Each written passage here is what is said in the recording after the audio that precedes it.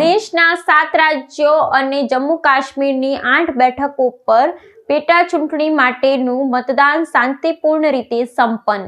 દેશના 7 રાજ્યો અને કેન્દ્રશાસિત પ્રદેશ જમ્મુ અને કાશ્મીરમાં 8 વિધાનસભા બેઠકો પર પેટા ચૂંટણી માટેનું મતદાન શાંતિપૂર્ણ રીતે સંપન્ન થયું છે।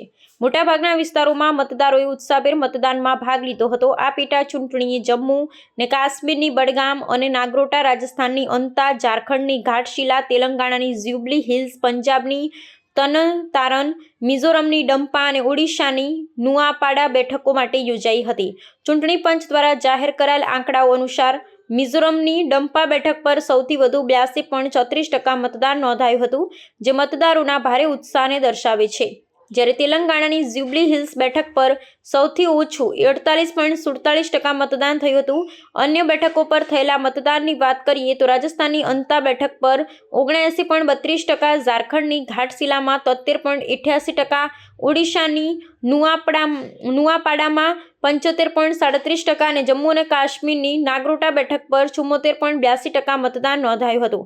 આ ઉપરાંત પંજાબના તરનતારનમાં 60.95% અને જમ્મુ અને કાશ્મીરના બડગામમાં 50.01% મતદાન થયું હતું। 8 બેઠકો પર મતદાન પૂર્ણ થતાની સાથે જ તમામ ઉમેદવારોનું ભાવિ મતદાન યંત્રોમાં સીલ થઈ ગયું છે। મતગણતરી નિર્ધારિત સમયે હાથ ધરવામાં આવશે અને ત્યારબાદ પરિણામો જાહેર કરાશે।